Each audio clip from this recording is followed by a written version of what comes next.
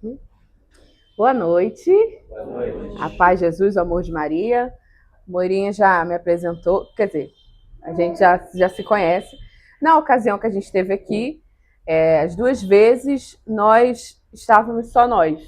Agora estamos com Dona Maria Cecília, com seus 8 meses para chegar, com a graça de Deus.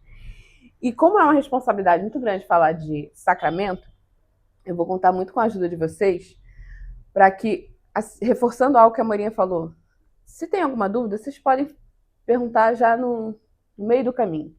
Não leva nada para casa não, que para casa a gente leva lanche. Para cá a gente deixa todas as dúvidas possíveis. Vem?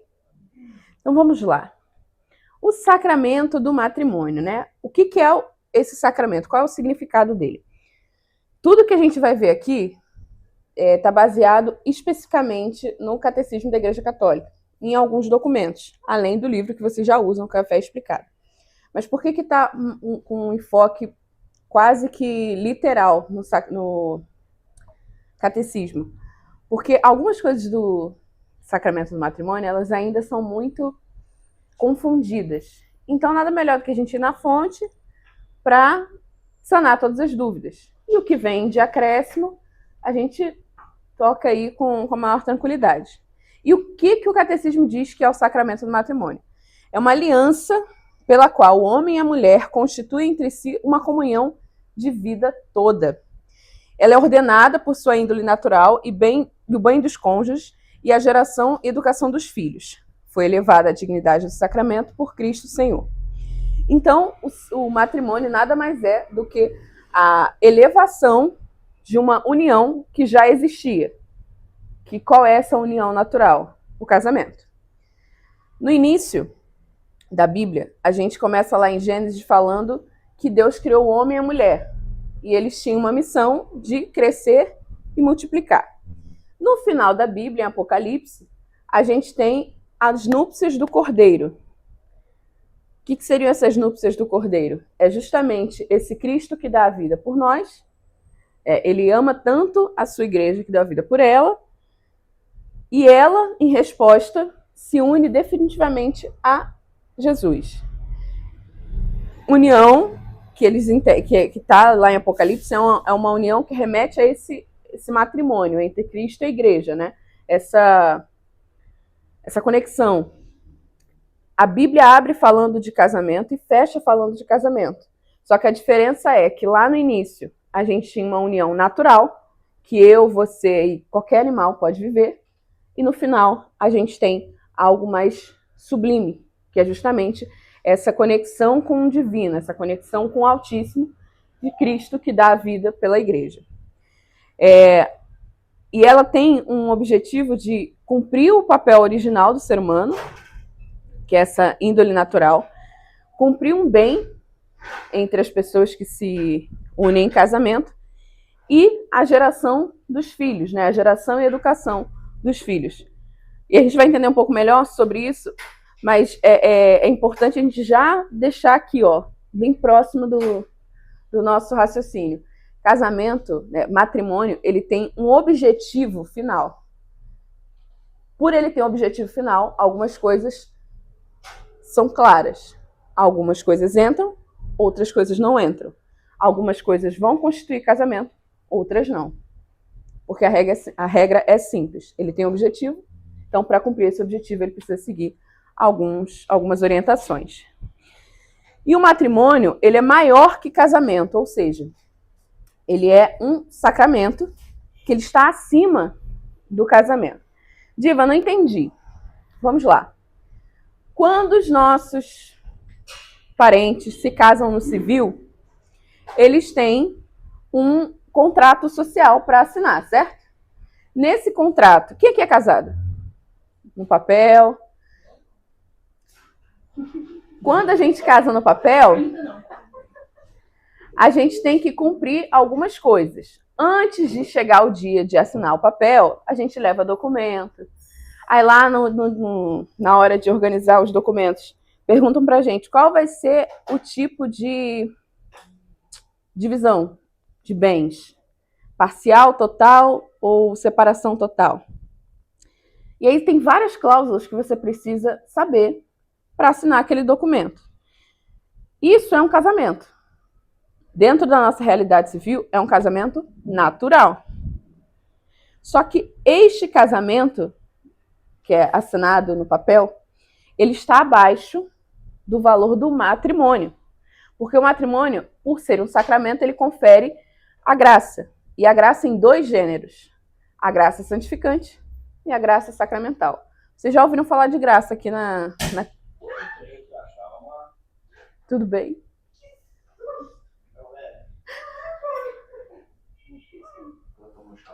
Não, quem estava mexendo era uma pessoa.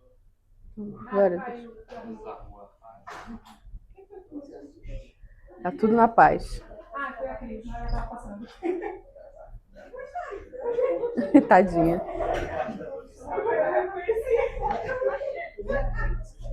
Pra ver se o coração tá bom.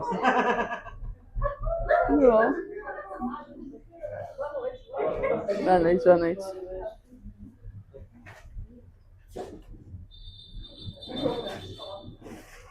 Retomando aqui a nossa partilha, o casamento civil ele tem uma valentia, né, uma serventia, aliás, para fins burocráticos. Mas o sacramento do matrimônio ele confere graça.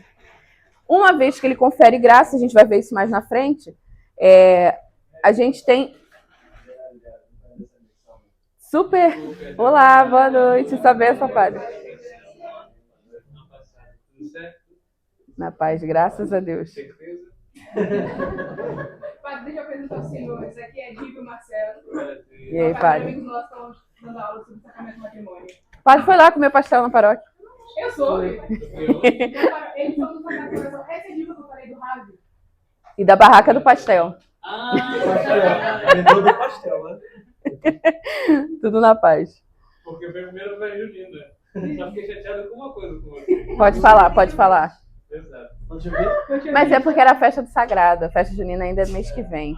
Aí só volta lá pra comer milho verde. Eu fui no pastel e no salsichão que tinha lá. São 3 coisas que eu não amo: pastel, salsichão e milho. Aí, gente. E tava barato lá também, tá? Aí no aniversário do padre, você já sabe, né? Pastel, salsichão. A festa junina a gente lembrou bem do milho. Obrigado, Ju. Porque a Diva a gente já falou da questão do Rio de Água Viva. Foi. E muito. Mas estou à disposição. Valeu, padre. Obrigada. Vocês que precisarem, estou à disposição. E essa semana a gente combina o que precisarem. Em nome de Jesus. Maravilha. Obrigado por terem vindo.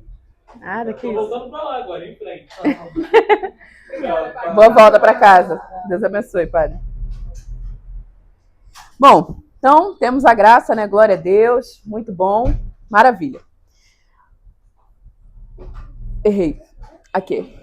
Deus, ele não tinha por que compartilhar o poder criador dele com a gente. Vamos falar a verdade? Por mais bonitos que nós sejamos, por mais legais que nós sejamos, por que Deus tinha essa necessidade de passar esse poder criador para que a gente pudesse cooperar com a criação? Ele não tinha uma razão específica, porque a gente não é tão especial assim. Só que ele quis que a gente participasse desse processo de cocriação. E como ele quis, a salvação minha, sua e das famílias e da sociedade vai passar por esse processo de família, vai passar por esse processo do matrimônio. Então, ainda que, Diva, mas eu tenho certeza que eu não quero me casar. Amém. Beleza. Pode não ser a sua vocação. Mas a sociedade ela só se consiste, né? Ela só existe pela união natural. E essa união natural que Deus elevou, né? Jesus elevou a sacramento, ela nos dá a graça de procurar a santificação. E além disso, né, o bem-estar da nossa vida conjugal, da nossa vida familiar, está diretamente ligado a esse querer de Deus. Deus quis que nós constituíssemos família. E por Ele querer, Ele nos deu algo muito bom. A família é algo muito bom. Eu sei que num domingo, quando a gente começa a entrar em assunto de política e quer todo mundo se bater, não é tão legal. Mas tirando esses momentos que a gente cresce e fica meio arisco com os outros, família é um bem que a gente tem. E Deus quis que nós fizéssemos parte de família. Tanto é que quando enviou Jesus, enviou para dentro de uma família. Ele poderia ter criado Jesus assim, já grande, vamos dizer, né? Já pronto para a missão? Poderia. Mas ele fez? Não. Porque ele tinha um objetivo, para que a gente pudesse valorizar a união entre homem e mulher, a união que constitui família, e explicar para a gente por que a família é importante na educação da sociedade. Esse amor conjugal, ele é tão bom, ele é tão divino, porque ele provém do amor de Deus. E quando Deus ele traz para nós essa graça do matrimônio, ele tem um objetivo, lembra que a gente falou no início? Ele tem o objetivo de ser fecundo e de realizar-se na obra da manutenção, aliás, na manutenção e preservação da criação. Ou seja, o matrimônio, ele tem uma raiz. E essa raiz, ela precisa ser cumprida, senão ele não existe. Qual é essa raiz? Unidade, indissolubilidade e indissolubilidade, é isso mesmo, e a procriação. Se não tiver esses fatores, ele não tem razão de existir. Por quê? Porque Deus quis assim. Diva, mas não, eu preciso de um motivo muito claro. Ah, cara, quando a gente morrer e a gente for pro céu, aí a gente pergunta tudo que a gente quiser para Deus, mas tem coisas que são e são. Uma delas é, Deus quis que nós constituíssemos família por meio do sacramento do matrimônio. E a santidade básica do sexo? Perguntinha aqui, padrão. O mais novo aqui tem quantos anos? 14, 15? Ok. Naturalmente, vocês sabem, né, a realidade de um casamento que envolve relação sexual. A gente não está falando aqui para nenhuma criança. E esse tópico ele é muito sensível. Por quê? A santidade básica do sexo, ela passa por a gente entender o objetivo do matrimônio. Por que Deus colocou a relação sexual dentro do matrimônio? Primeiro de tudo, o sexo, né, a relação sexual, a relação conjugal é de Deus. A gente não tem por que falar disso com dedos. A gente não tem por que falar disso com receios. No mesmo tanto que a gente fala que Deus criou o céu, a terra, o mar e tudo é lindo, a relação conjugal também é. E ela deveria ser vista por nós, desde muito pequenos, quando a gente começa a ter a noção da própria biologia, da vida, né, de como se constitui um ser humano, de que o sexo ele não é algo errado, ele não é algo sujo. A relação sexual ela foi criada por Deus para que os seres humanos fossem felizes. Mas se a gente perde o sentido dessa sacralidade, a gente fica igual o cachorro caramelo, que fica se atracando com os postes no meio da rua. Porque ele não tem a consciência do que está sendo feito. Lembra que eu falei da união natural? Para qualquer ser vivo se multiplicar, vai precisar ali de material genético de dois lados. Naturalmente, o cachorro caramelo ele vai se multiplicar, como qualquer outro animal, e ele vai precisar de material genético dos dois lados. Só que a diferença entre você, nós e o cachorro caramelo é que a gente tem consciência. A gente é dotado de razão. Por conta da nossa razão, a gente compreende que a gente não vai sair aqui na rua e pegar o poste. Porque a gente não sabe identificar o que é um ser humano, o que é um poste, ou então o que é no caso dos animais, né? Eles não conseguem compreender que aquele desejo ele precisa ser satisfeito com uma cadela e não com um poste. Por que a gente está falando disso? Falar de matrimônio exige que a gente tenha maturidade para entender que tudo que gira em torno e está dentro desse sacramento precisa ser sagrado e precisa ser levado muito a sério. O sexo ele precisa ser levado muito a sério, desde muito jovens. E o que faz, infelizmente, a gente enxergar o sexo como algo sujo? E por que a igreja direciona a relação sexual somente dentro do matrimônio? A gente vive numa sociedade que é muito globalizada, que tem uma tecnologia muito avançada, mas vamos pensar lá atrás. Vamos pensar antes de Jesus. Qual era a relação que as pessoas tinham com esse contexto da vida conjugal, né? As pessoas se tratavam como bicho. Eu não sei você, mas eu imagino que você não gosta de ser tratado como bicho.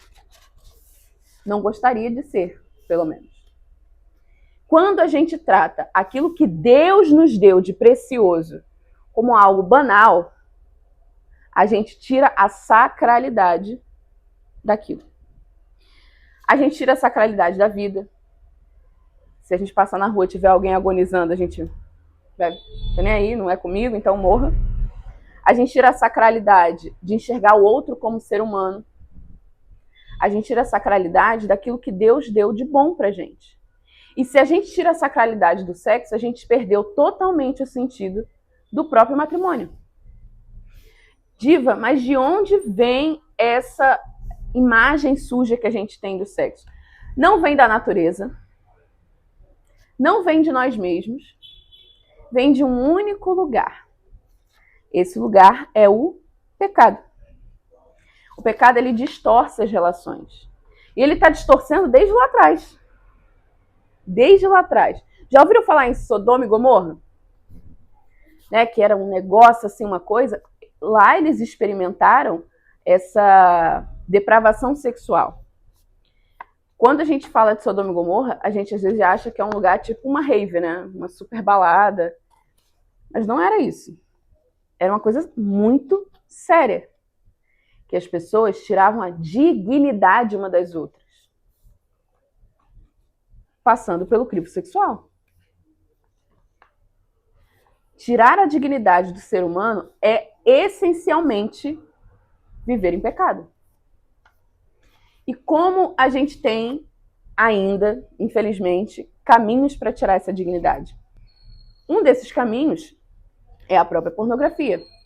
Porque a pornografia ela é tão prejudicial na vida do ser humano, mas principalmente dentro do matrimônio, dentro de uma relação entre duas pessoas, porque ela tira a dignidade. Diva, assuntos polêmicos. Diva, mas tem gente que ganha dinheiro com isso. Aí a gente tinha uma prostituição nos tempos dos reis, que era uma prostituição X, mas que não acabou, porque ela só foi se modificando enquanto forma de se apresentar. Mas um OnlyFans da vida, um aplicativo desses da vida de conteúdo sexual, continua sendo prostituição. E o que é a prostituição, se não tirar a dignidade do ser humano e tratar aquilo como um objeto a ser consumido, a ser pago? Por que esse assunto é importante para a gente falar do sacramento do matrimônio? Porque se a minha e a sua visão sobre sexo estiver deturpada, a gente não vai conseguir viver bem o nosso sacramento. Diva, mas eu não quero casar. Paciência. Independente. A tua visão sobre sexo, ela precisa ser uma visão de que é algo de Deus. E eu sei, principalmente para para os mais jovens, que tem muitos estímulos, é muito mais difícil. A gente vê o tempo todo as coisas acontecendo de uma maneira muito exposta. Só que ainda assim, a gente não pode se dar o luxo de achar que isso não vai afetar. De achar que isso não vai interferir na nossa vida. Abrindo para casos mais práticos. Nos últimos tempos, vocês viram alguma notícia sobre abuso sexual, estupro de vulnerável, jovens que se reuniram e abusaram de uma única moça? Vocês acham que isso nasceu de onde?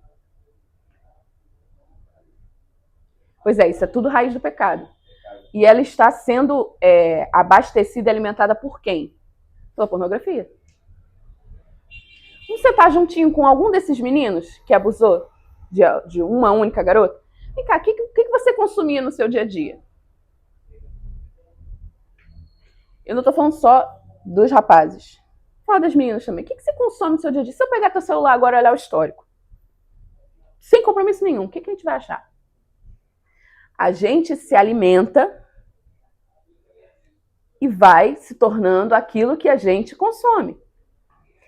Se eu tenho desejo de me casar, de viver a fé católica como ela tem que ser, eu preciso entender que eu não posso, nem eu, nem você, nenhum de nós, a gente não pode continuar achando normal deturpar o sexo e achar que isso não vai interferir na nossa vida. Existe uma premissa, eu não vou lembrar agora o filósofo que fala, mas é assim. Digamos que eu queira colocar aqui um painel de 30 centímetros, falando sobre um curso que eu vou dar. Eu sei que a Moirinha não vai deixar eu colocar esse painel aqui. Aqui que eu falo com ela, Moira, eu tenho um painel de 30 metros, posso colocar aqui na capela? Ela vai olhar pra mim, pô, Diva, claro que não vai caber. Né? E o de 30 centímetros, cabe? Ah, cabe sim, pode colocar. Então, eu trouxe um absurdo muito grande para ela aceitar um absurdo menor, que continua sendo um absurdo, porque ela não ia deixar eu ganhar dinheiro aqui. O que eu quero dizer com isso? Às vezes a gente olha em série, em filme, coisas muito absurdas, que tiram a dignidade do ser humano, e a gente fala, não, mas isso aí de forma alguma ia acontecer na prática, nunca. Só que aí, no fundo, a gente está deixando que o nosso inconsciente entenda que pequenos absurdos sejam normais. Pequenos absurdos, incluindo a visão que a gente tem do sexo. E por que a igreja ela direciona a relação sexual somente para dentro do matrimônio? A igreja ela é mãe. Como mãe, ela vai querer o bem dos filhos, certo? Ela vai querer que você sofra. Ainda que você vai ter que sofrer na vida, porque a gente vive a igreja da cruz. Ela vai querer que você sofra sem necessidade? Não. Ela vai querer que você se decepcione, se magoe, ou até tire a sua própria dignidade? Não. Por isso, a igreja direciona a relação sexual para um ambiente seguro. Esse ambiente seguro é o matrimônio. Porque ele está provido da graça santificante e da graça sacramental. Ou seja, é algo que vai me santificar e é algo que vai fazer com que eu ajude os outros a se santificarem também. Não existe garantia de nada daquilo que a gente escolhe, daquilo que a gente tem como consequência, que não passa por Deus. Ou seja, se não passa por Deus, necessariamente passa pelo pecado. Eu não tenho como garantir que a consequência de um pecado vai ser pequena ou grande. Ela vai acontecer. E aí a gente precisa ter mais e mais cuidado. Se a igreja ela é mãe e ela direciona para dentro do sacramento, ela tem uma razão para que a gente não sofra sem necessidade.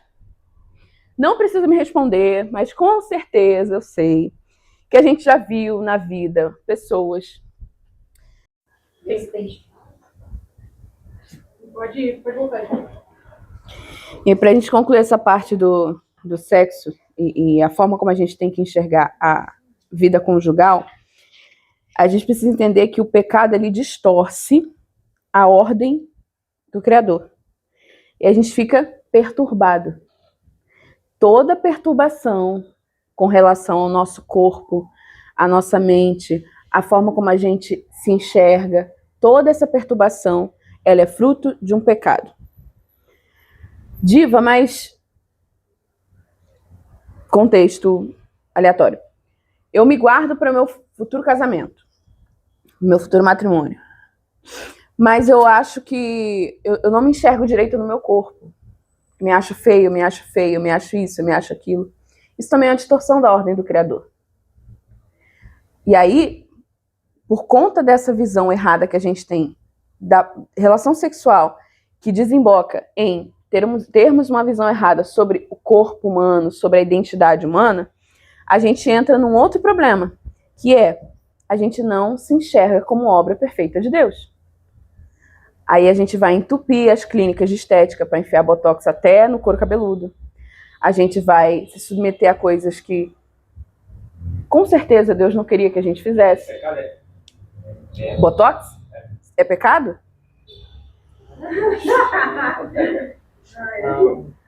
Tudo depende da nossa intenção.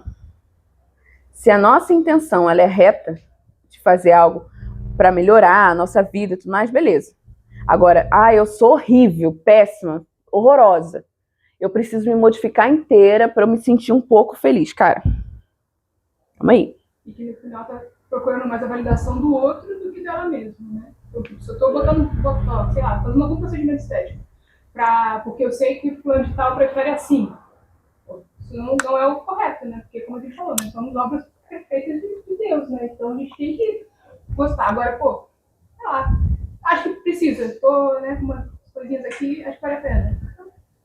E de onde vem essa distorção de imagem que a gente tem sobre o corpo, principalmente?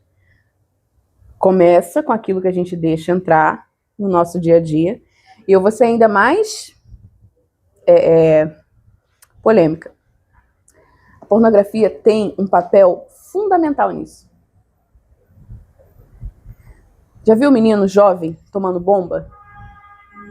Vocês acham que essa ideia de que um jovem muito jovem, de 18 anos, tem que ser ultra malhado, não tem nem idade para... Você consegue entender? Que não deu tempo nem de tudo se desenvolver para o cara ser muito bombado. Isso surgiu da onde? A gente às vezes acha que é só da rede social. Cara, vocês já estão caminhando aqui, vocês precisam ter uma visão um pouco mais ampliada sobre as coisas. Quando um mal quer se instalar no nosso universo, não necessariamente ele vem pela conta do Instagram. Mas o que aquele jovem consome? Será que ele não vê e se compara com outros rapazes que também fazem uso de bomba, fazem uso de uma série de hormônios para ficar naquele shape, né, naquele corpo incrível, com o objetivo de se vender? E aí o cara que está se vendendo, ele está ganhando dinheiro com isso.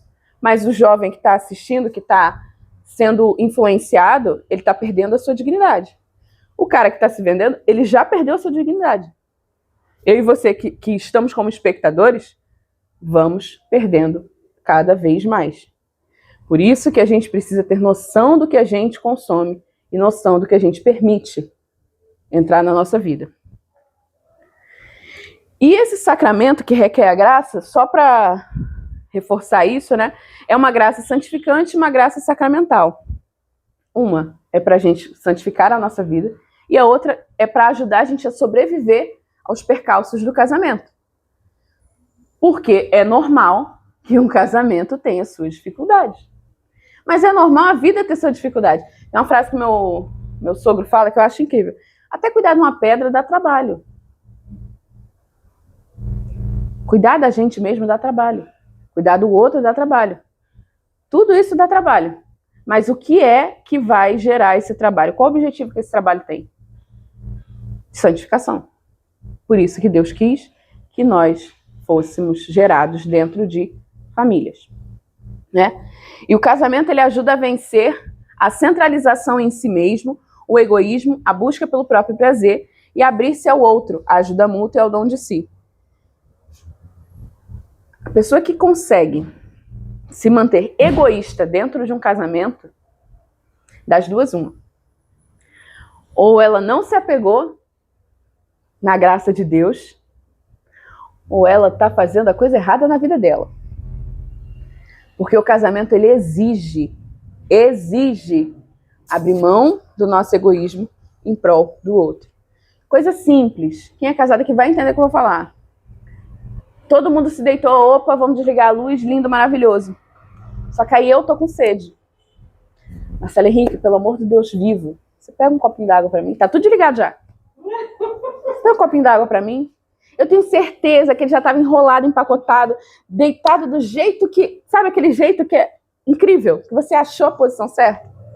Mas ele vai abrir mão do egoísmo dele, né, do prazer que ele tem de estar ali deitado naquela posição e vai lá buscar a água para mim. Isso antes de eu estar grávida. Estando grávida, então, tem várias outras coisas que ele vai precisar abrir mão para que... Não é nem porque eu tô afim, tipo, não, eu não quero beber água agora, eu não quero ir na cozinha agora e eu preciso que você vá lá buscar. Não, é porque eu não consigo virar mais pra me levantar com rapidez. Então é mais fácil ele ir e trazer do que eu virar, enfim. O casamento, ele ajuda a gente a vencer os nossos próprios egoísmos. E nós somos egoístas. Ele ajuda a vencer também a busca pelo nosso próprio prazer. Cara, é tão bom quando a gente tá... Eu, pelo menos, sou assim. Quando a gente tá comendo, tipo, um empadão. Eu sou apaixonada por empadão. Aí um empadão, pô, delicioso e tal. Maravilhoso. Eu nem sabia. Um empadão maravilhoso. Só que eu sei que o Marcelo não lanchou ainda. Aí eu vou ter que dividir aquele empadão lindo, incrível, né? Às vezes um pequeno, né? Mas em prol do bem comum, porque se ele não lanchar, ele vai ficar com mais fome. Aí até a gente fazer a janta e da hora, comer umas paredes. Pô, você dividir e partilhar um com o outro. E é uma experiência muito mais legal de você compartilhar a sua vida com alguém. Deve ser muito triste. Isso aí eu posso falar com toda certeza. Deve ser muito triste a pessoa se manter egoísta dentro de um casamento. Porque ela não vai viver a totalidade daquilo que Deus nos chamou para viver. E as características desse matrimônio, né? O matrimônio, ele é indissolúvel, unitivo e procriativo. O que é indissolúvel? O catecismo, ele ensina que o vínculo do matrimônio entre os batizados, ele nunca pode ser dissolvido, inclusive pela igreja. A igreja não tem poder de falar, acabou esse casamento aqui. Não tem poder. Porque é um vínculo firmado com Deus. Tem condição da gente desbatizar? Não existe. Já viu algum ex-batizado? Isso não existe. Do mesmo tanto, não existe a condição de um ex-casado, né? de um matrimônio que foi dito pela igreja que acabou. O que acontece é que muitas vezes, quando as pessoas se separam, e dentro da igreja católica, e vão para o tribunal eclesial e tudo mais, pode acontecer a nulidade daquele casamento. A gente vai falar um pouco disso mais para frente. Mas a nulidade, ela diz que aquele casamento nunca existiu. Agora, um matrimônio realizado dentro de todas as orientações que a igreja dá, ele não pode ser dissolvido, em hipótese nenhuma. Porque nem eu, nem você, a gente tem poder para fazer isso. O matrimônio, ele é unitivo. E quando a gente fala dessa unidade, né, não é só entre os esposos. É uma unidade também com os filhos, é a unidade entre as famílias. Então, essa história de eu vou me casar na igreja e tudo mais, mas assim, Marcelo, não quero olhar na cara da sua família. Eu não quero nem ver ninguém dentro da minha casa. Ó, minha sogra, então, nunca vai pisar no meu lar. Esquece isso, gente. O casamento, né, o matrimônio, ele tem uma raiz unitiva. Ele é para unir você e o seu cônjuge, a sua história com a história do cônjuge. Essa unidade também passa pela relação conjugal. A relação conjugal serve para unidade dos esposos, além do vínculo procriativo. O vínculo procriativo, ele é muito óbvio, né? Mas, ainda assim falando óbvio, o matrimônio, ele tem uma raiz de gerar vida. Mas digamos, Diva, e pessoas que não podem ter filhos? O matrimônio delas é inválido? Os filhos, quem é que pode dizer quem pode ter ou não filho? Deus. Se Deus é o único que pode dizer se você pode ou não ter filho, ele é o único que vai saber o momento que isso vai acontecer. Significa que toda a sua relação conjugal com seu marido, com a sua esposa, precisa focar nisso? Vamos agora nos unir porque a gente vai fazer um filho. Não. Porque a união conjugal, né, a relação conjugal, ela tem esse papel unitivo dos esposos. Não necessariamente toda relação sexual vai ter uma cria. A gente partilhou a nossa história aqui. Nós somos casados há 6 anos. Sei lá. Um tempo. Vamos fazer 6. 6. 7 também.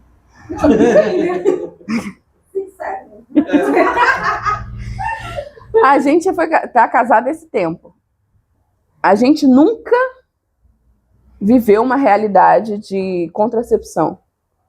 Eu e o Marcelo, quando a gente casou, a gente assumiu o papel do matrimônio. E a gente não teve filhos antes. Quer dizer que, então, que todas as relações conjugais que nós tivemos foram infrutíferas? Não, porque ela tem também a base de gerar união. Gente, e que triste, meu Deus, que triste deve ser um casamento em que as pessoas só ficam focadas em gerar filhos. Deve ser triste, né? Do tipo assim, oi, Marcelo, tudo bom? Legal. Então, amanhã, 5 horas da tarde, eu vou estar te esperando porque a gente vai ter que fazer um filho. Cadê a unidade? Cadê a sacralidade da coisa? Se perdeu. Porque tudo precisa estar andando junto. A unidade, a procriação e a indissolubilidade. Em casos que as pessoas, por exemplo, eu estou grávida. Para que serve a relação conjugal nesse período, se a gente já conseguiu atingir um objetivo? Unidade dos esposos. Gente, é tão mais bonito o dia no dia seguinte. É tão mais legal. O café fica com um gosto diferente. A vida fica melhor. E as pessoas que vivem felizes nos seus próprios casamentos, eu tenho certeza, eu aposto que vocês conhecem gente assim, elas são tão mais simpáticas, são tão mais amáveis, porque elas estão vivendo a plenitude do seu sacramento, a plenitude da sua vocação. Agora, quando há uma galera que não está querendo viver a plenitude da sua vocação, já viu como é gente mal-humorada? Gente chata, sabe? Uma galera meio sem ânimo de vida.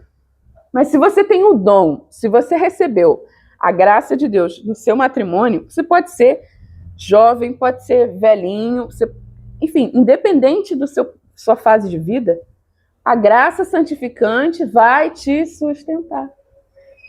Ainda que a gente passe pelas dificuldades. Alguma dúvida com relação a características do casamento, do matrimônio? Não? E a celebração do matrimônio em si? Quando a gente fala da cerimônia, o que a gente pensa? Véu, grinalda, igreja super cheia de flores, legal, festa, DJ. Pois é, só que quando a gente fala do sacramento do matrimônio, a gente está falando de cumprir um objetivo. Para que a gente consiga cumprir o objetivo, a gente tem que seguir algumas orientações. O homem e mulher adultos manifestam o desejo de contrair matrimônio na Igreja Católica. Eu posso chegar aqui pro Padre Alain e falar, Padre Alain, a minha irmã quer casar. Você casa ela com quem ela quer casar aí na vida? Eu não posso fazer isso. Porque quem tem que fazer são os próprios noivos. As pessoas têm que manifestar o seu consentimento. Ambos precisam consentir. Não adianta eu chegar... Já viram? Eu acho que vocês já perceberam que em alguns momentos da vida a gente acaba encontrando essa realidade. Uma mulher que quer muito casar e o cara não quer. Eles já estão há 1 milhão de anos juntos. Ela quer muito e ele não quer. Ela quer muito formalizar e resolver a vida dela com a igreja e o cara não quer. Aí o que acontece? Ela pega e fala assim, pode deixar, eu resolvo tudo. Resolvo tudo, documento, não sei o quê. Aí a mulher se sobrecarrega com toda aquela demanda de casar. Só que o cara não quer. Isso já é o suficiente para não haver casamento.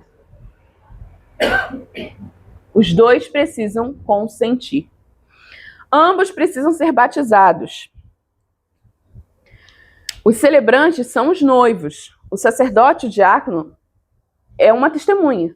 Quem celebra o rito do casamento são os noivos.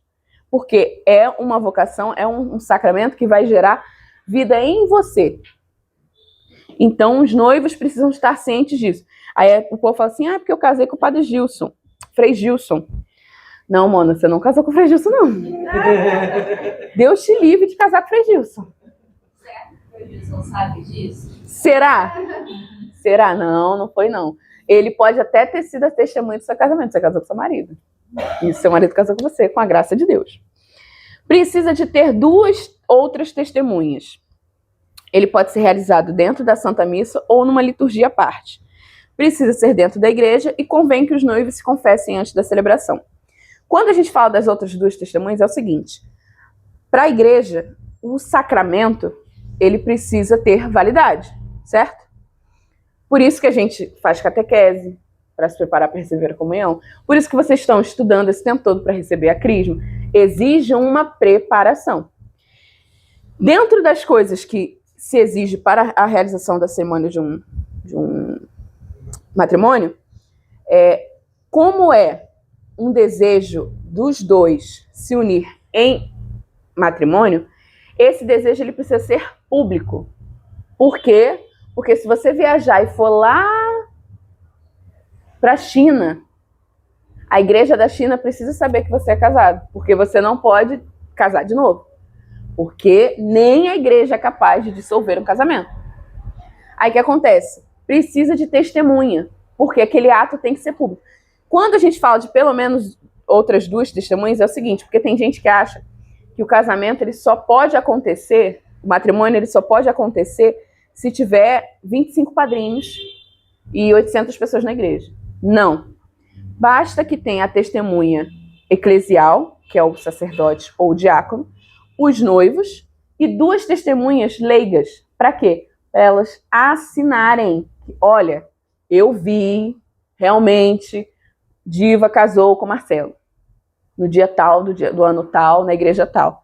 E se um dia Diva for se mudar para outro estado e precisar de alguma documentação para comprovar, tem aquelas 2 testemunhas que viram aquela cerimônia acontecer. Então, por isso a igreja pede pelo menos 2. Tanto é que na hora de assinar, não sei se vocês já perceberam, em casamentos, pode ter 15 padrinhos, mas só vão assinar 2. Efetivamente são os 2 que respondem, inclusive, quando você faz o casamento com efeito civil, eles respondem no cartório também. A Moira, ela é madrinha da gente.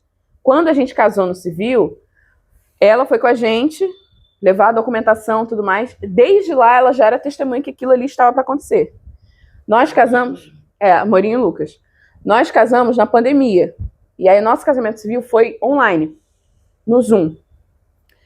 A Moira e o Lucas entraram, eu e o Marcelo também. Tudo que aconteceu, tudo que a juíza falou, tinha que ser na presença dos 2. Tanto para lei civil quanto para a lei da igreja, a gente precisa tornar aquilo público. Por isso que a gente tem que consentir. Ele pode ser realizado dentro da Santa Missa ou com a liturgia à parte. É sempre bom que a gente realize dentro da Santa Missa para a gente poder cumprir todo o rito, né? Incluindo você comungar. E aí você e as pessoas que estão ali. Mas pode ser que por algum motivo o padre te oriente, ou então vocês queiram fazer de uma forma diferente e façam a cerimônia exclusiva da celebração do matrimônio. Do mesmo tanto, por exemplo, que tem como ser batizado numa cerimônia de batismo ou dentro da missa. Na Vigília Pascal é muito comum que tenham os novos batizados dentro da missa. Cabe dentro da missa. Mas tudo é uma questão de conversa. Às vezes a paróquia... Já vi o caso de... o casamento foi marcado para as 3 e tinha missa às 5. Aí o padre orientou a fazer o rito do matrimônio e não com a missa para não atrapalhar a rotina da paróquia. Mas, coisa assim... Isso não é um problema. O casamento ele precisa ser dentro da igreja. Ai, Diva, eu acho lindo casar na praia. Menina, belíssimo. Mas aí não vai estar tendo como, né? Se você quiser contrair matrimônio dentro da igreja católica, não vai estar tendo como. Por quê? Porque a igreja, ela precisa assistir à cerimônia. Como que a igreja assiste à cerimônia? Dentro da própria igreja. Além de ter o sacerdote... Diva, mas eu vi que o padre Fábio de Mello, ele casou um casal num salão de festa. Vamos para a regra e depois a gente fala da exceção. A regra é essa, é dentro da igreja. A exceção pode acontecer, digamos, que a gente casou aqui no santuário. Digamos que, como estava na pandemia, rolou um outro lockdown e a gente precisa fechar tudo, não tem condição de acontecer dentro da igreja. Só que aí o bispo entendeu que existia uma necessidade real da gente se unir em matrimônio. Porque, sei lá, talvez eu estivesse para morrer com a doença gravíssima, casamento marcado, e aí como é que faz? Aí o bispo olhou aquela realidade e falou, não, estou consentindo para que essa celebração aconteça em outro lugar. Aí o padre vai na nossa casa, aí as testemunhas vêm na nossa casa também, ou então no leito do hospital, e o sacramento ele acontece. Mas são casos específicos. Diva, mas não é o caso do padre Fábio de Mello, que casou 2 pessoas num salão de festa. Cara, quando a gente morrer, a gente vai pro céu, a gente pergunta diretamente para Deus como essas coisas aconteceram. Às vezes também não é nem casamento, né? Isso aí. É uma bênção. Exato. Só ia comentar uma coisa, acho que é um ponto de atenção também, que se a gente for num casamento, sei lá, num salão de festas, e tiver lá alguém paramentado de padre. O padre Fábio de Mello, a gente sabe que é da Igreja Católica Apostólica Romana, mas eu tô querendo dizer assim, uma pessoa lá está paramentada como um padre, você olha assim, pode ser que ali não seja um padre da nossa igreja, seja um padre da Igreja Católica Brasileira, Anglicano. Então, enfim, é um ponto de atenção. Super. Porque agora, abrindo um grande parênteses, né, um pastor que subiu a bispo, os paramentos são parecidos com um padre. Então, como leigo, é muito difícil reconhecer. Se for uma igreja mais tradicional, ela pode adotar o paramento litúrgico. Exato. Exatamente. Então, você, crismando, que deseja contrair, né, o sacramento do matrimônio na Igreja Católica, vai procurar casar onde? Dentro. Lindo, perfeito. O que fugir disso vai dar problema, gente. E vamos falar a verdade? Tem batalhas que a gente não precisa. Por que raios a gente tem que bater o pé de que o casamento vai ter que ser dentro do salão de festa? Gente, é um sacramento. Você não batiza seu filho no meio da rua. Você batiza dentro da igreja.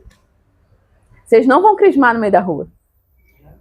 Glória a Deus. Né? Que bom. O padre até falou que vai resolver os últimos detalhes. Vocês vão crismar onde tem que crismar, na presença de quem tem que ver. E essa é a lógica de qualquer sacramento. Alguma outra dúvida com relação à celebração do matrimônio? Importante. Sendo dentro da Santa Missa ou tendo a liturgia à parte, a gente não inventa moda. Cachorro entrando com aliança, botar as crianças, a daminha e o... Gatilho. Perdão, eu não queria ofender ninguém, me desculpa. Quer fazer? Calma aí, gente, não, peraí. Desculpa. Vamos entender aqui uma coisinha, né? Criança, tudo bem. Não, então, a criança vai entrar. O que eu quero dizer assim, aconteceu e eu vi.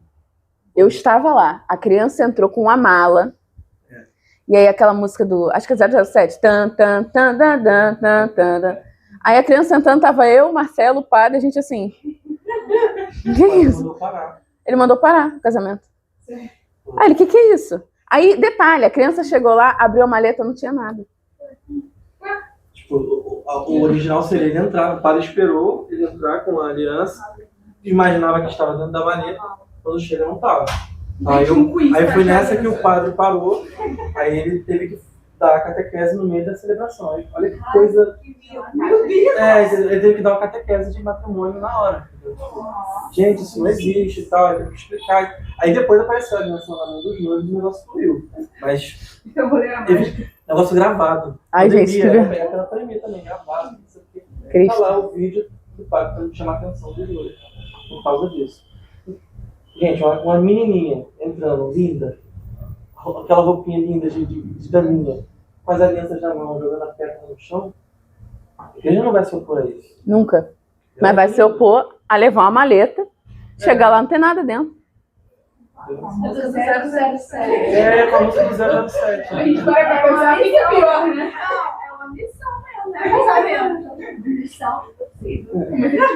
A gente descobriu ali na hora.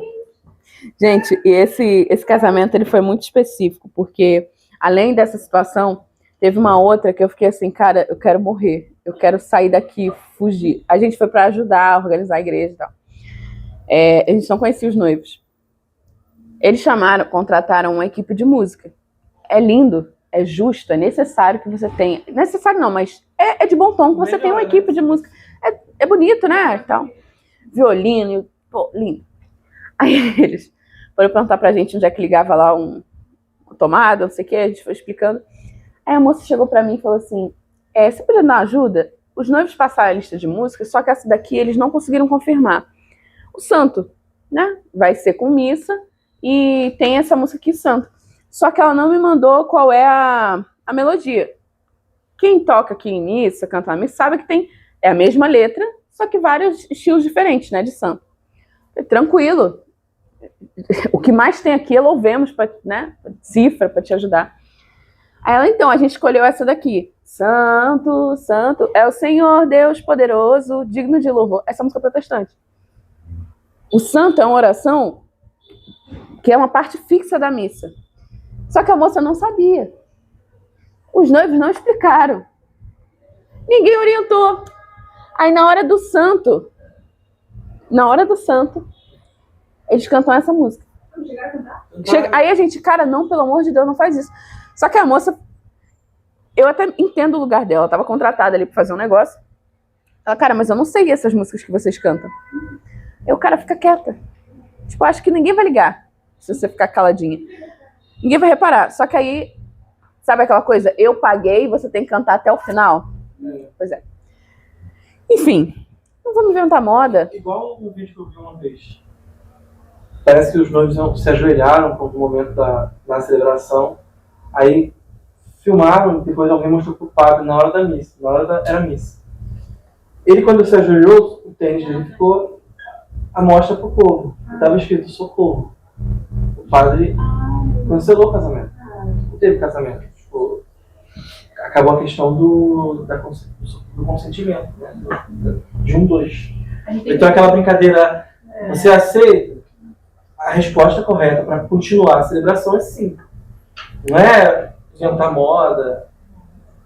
Aí o cara, não, aí paga mesmo na hora, acabou. A gente tem que entender que é um sacramento, né? Então, assim, é sério, a gente não tem que ficar com essas brincadeiras assim. A gente ri, a gente vê o vídeo, acha engraçado, né? Mas a gente tá ali, o casal que tá ali, quando tá ali, o casamento matrimônio, eles não podem levar pra ele como uma brincadeira, né? Como se fosse também alguma, ai meu Deus, estou deixando minha vida de solteiro pra trás, sabe? Socorro, alguém me salva. Não, porque não tem que estar ali. Ninguém obrigou a pessoa a estar ali. Ano passado, teve um casamento comunitário na catedral, e aí eu fui como fotógrafa, e assim, tinha cada casal de acordo. Não, as mulheres estavam muito felizes, mas os homens estavam com uma cara de enterro. E eu tava assim, com a câmera na mão, aí eu sorri. Aí saiu uma lágrima, eu não entendi nada. Aí, quando acabou a cerimônia, chegaram pra mim e falaram, pô, teve uma noiva que o noivo não chegou. Ai, meu Deus. Ela toda produzida, chorando horrores. Aí chegaram pra mim e falaram, não, ele conseguiu chegar. O padre vai casar ele lá embaixo, vai lá fotografar. O homem com uma cara. Eu assim, mulher, não casa com ele, pelo amor de Deus. Aí, casaram, né? Eu tirei a foto, casaram. Aí eles lá, assim, eu falei assim, pô, se você se atrasa no dia do seu casamento, pra mim já é um sinal. Um forte sinal. Meu trabalho comigo. É igual, eu já falei isso pra mim um dia aqui, acho que o noivo se embebedou tanto no casamento que ele foi parar em coma alcoólico. Meu Deus. Pra mim, eu também. Só uma dúvida aqui. Quando a gente falou de cachorro entrando com as alianças, isso não é uma questão para vocês, ou é? Vocês ficaram com a carinha meio... Porque assim, no meu casamento, né, no matrimônio assim, que vai ser realizado agora em setembro, eu tinha até pensado assim, em ele entrar junto com o meu floque, na hora das alianças, ele levando as alianças e o floque do lado na coleira, mas nada assim, sabe? Tem um socorro agarrado no floque. Nada, entendeu? Só os dois entrando e ele levando as alianças para o nosso filho. Só isso, mais nada. Sem... Até porque onde nós vamos casar, lá na Basílica, na Imaculada, ali em Botafogo, o padre, ele preza muito por essas coisas. Na verdade, eu estou dizendo o que eu gostaria, não estou nem dizendo o que vai acontecer, porque eu ainda nem conversei com o padre sobre isso, porque pode ser que ele nem autorize. Se ele não autorizar, tudo bem, não tem problema algum, ele vai estar lá, presente, mas não vai ter a entrada dele, tá? Isso sem problema nenhum, isso não vai ser um problema para mim, no momento, tá bom? Respeitar, sem problema algum, mas também não seria nada assim, eu vou fazer disso, sabe? Não, não é o principal. Não é. Para mim não é isso, não vai ser o principal do meu matrimônio, tá? E aí eu ainda vou conversar com o padre, porque tem umas questões que você tem que seguir, tem regras na igreja, até em relação às músicas. O que você escolhe não pode ser qualquer música. Hoje em dia não pode mais, entendeu? Então são até as pessoas que vão realizar o casamento, da parte assim, da música, não pode ser qualquer pessoa. Tem que ter um vínculo já com a igreja. Tanto é que eu escolhi que vai fazer o nosso casamento. Eles geralmente tocam aqui na Nossa Senhora da Lapa, dos Mercadores. Né? Eles já são conhecidos. Eu tive que dar o nome deles lá. Previamente, né? Previamente, para autorizar. Não, nós conhecemos, pode, porque também não pode ser qualquer músico, qualquer pessoa. As músicas vão ser escolhidas de acordo com a moça já faz a cerimonial, em muitas igrejas ela já sabe. Essas músicas serão passadas para o padre. Qual o nome? Do grupo? Acho que é Astorga, se eu não me engano. Foi ele que contou o meu. E eles são maravilhosos. Então, assim, é muito bom. Né? E aí eu vou ter que passar todas as músicas para o padre, para ver se está de acordo também. Então, quer dizer, não pode ser fazendo qualquer coisa. Entendeu? Então, assim, eu ainda vou ter essa conversa. Ainda vou lá para conversar, para ver como vai ser. A questão do cachorrinho seria essa, porque é o nosso almoço, entendeu? Então, assim, mas também não vai ser uma coisa tipo a maleta do 007, não é isso? Sim. Eu nem quero isso. Jamais faria. Acho que um ponto também que a Bíblia quis trazer é que, às vezes, no momento da aliança, etc., põe um cachorro para ajudar, dão muita atenção para o cachorro entrando como se ele fosse casar. Né? Ou seja, você tira totalmente o foco do que realmente está acontecendo ali. Recente, teve uma polêmica em rede social que uma criança foi da minha, entregou as alianças e ficou do lado dos noivos. Continuou. Criança, gente. Só que aí aquilo ali vai se perdendo porque as pessoas vão perdendo a atenção. Os próprios noivos não vão sabendo como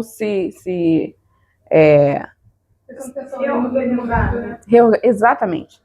Então, sabe aquela lógica do antes de entrar nesse elevador, veja se a cabine está no local? Se tem placa, tem história. Se tem regra, se tem uma exigência hoje, é porque quantos 007 não deve ter aparecido na vida, né, gente? E infelizmente, coisas que deixam a sacralidade do próprio sacramento de lado. Então, quando a gente vai pensar na celebração do matrimônio, a arquidiocese, eu não lembro se é no Brasil todo, mas eu sei que já tem essas novas orientações. Ai, que susto, achei que era barato. Teve algumas mudanças, né, do próprio...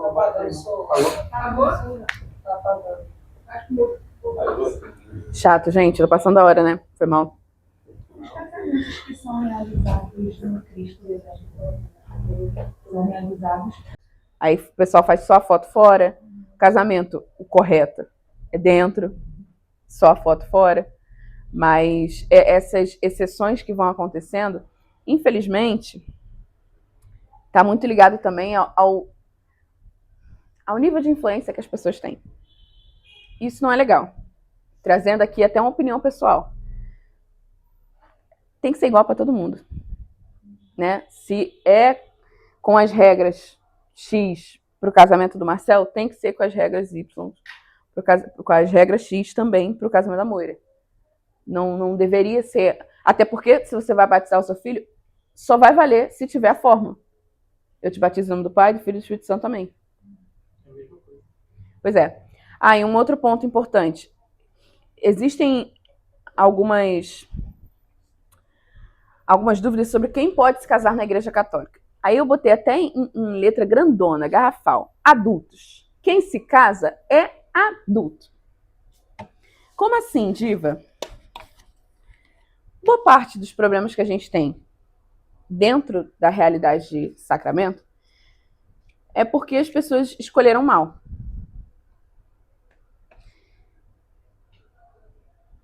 Quando a igreja ela orienta uma idade mínima para casar, ela sabe o que ela está fazendo. Vocês têm 14 e 15, né? Digamos que vocês conheçam aquela garota, pô, eu vou casar com ela. Aí vocês chegam no Padre Alan e falam, padre, nós dois estamos manifestando nosso desejo de casar. Mas para a igreja você precisa ter pelo menos 16 anos. Por quê? Porque quem se casa está colocando um consentimento de que isso é uma responsabilidade para o resto da vida. Para o resto da vida. Então, outra coisa também que se enquadra dentro da categoria adultos. Adulto banca suas escolhas. Eu posso ter a filha mais linda do mundo, encontrar o rapazinho mais incrível do mundo e falar, ai, Cecília, casa com ele. Aí a Cecília, com 16 anos, fala, mãe, tá bom, porque você está pedindo, eu vou me casar com ele. Isso não é uma decisão de uma adulta. Porque está fazendo algo obrigada pela mãe. Outro ponto, entende-se que o adulto, ele tem, além de condição de bancar as suas escolhas, ele tenha um equilíbrio emocional, espiritual, psicológico, financeiro em certas partes. Ah, então eu sou pobre, não posso casar? Calma aí, não é isso não. Mas espiritual, por exemplo, a pessoa fica naquela ânsia, e eu não estou falando agora de idade, daquela ânsia de casar, e quando casa, descobre que a vocação dela, na verdade, era o sacerdócio. E aí? Ou que era uma pessoa que viveria bem no celibatário. Sendo celibatária, aliás, no celibato. E aí? Mal discernido. Outro ponto. Às vezes a pessoa ela não está numa fase psicológica muito boa. Teve ali uma série de traumas, uma série de fatores. E aí encontra alguém e de uma hora para outra decide se casar na igreja. Contrair o sacramento do matrimônio. Só que ela não está calculando direito o que é esse sacramento. Essa decisão é para o resto da vida. Por isso que a gente não pode responsabilizar uma criança para se casar. E aí, quando a gente fala de criança, jovem, adolescente, não necessariamente é de idade. Não necessariamente um adulto de 30 anos tenha as faculdades necessárias para entrar num sacramento. Vou dar um exemplo prático. Se preparar bem para o casamento é mais importante que a festa. Conheço um casal que eles namoraram 3 anos, fizeram toda a preparação para o casamento, tudo mais, casaram. Não, acho que namoraram mais um tempo, enfim. Quando se guardaram para o casamento, viveram a castidade, gente de igreja, tudo mais. Quando eles se casaram, a menina, que é muito amiga minha, ela falou assim para mim, diva, eu tô passando por uma situação muito delicada. O que foi? Eu não tô conseguindo ter relação sexual com meu marido. Isso eu já era casada com o Marcelo. Mas não entendi. Vocês não se gostam? Vocês não se amam? Não, a gente se ama. Não, tá, com relação ao que é emocional, tá tudo certo. Mas eu sinto muita dor. E eu tenho muita vergonha de falar isso pra ele. Aí eu, calma aí. Se você sente dor, você precisa procurar quem? O médico? Para te orientar. E de fato, ela tinha uma condição, que eu acho que se chama vaginismo, eu não lembro agora. Enfim, o fato é que aquilo ali, com o tratamento certo, era resolvido, né? Só que o ponto era, ela tinha muita vergonha de falar isso com o marido dela. Quando nós somos adultos, a gente vê um problema e a gente quer fazer o que com ele? Resolver. Eles se prepararam muito bem para o casamento. Eles viviam a castidade, eles viviam os sacramentos, eram constantes na comunhão, mas eles não tinham ainda abertura para falar determinadas coisas um com o outro. Isso vai anular o casamento deles? Jamais. Mas é uma questão de você abrir mão da vergonha e entender que aquela pessoa que você escolheu e se preparou muito bem para se casar, nessa pessoa você pode confiar, inclusive para falar sobre esses assuntos.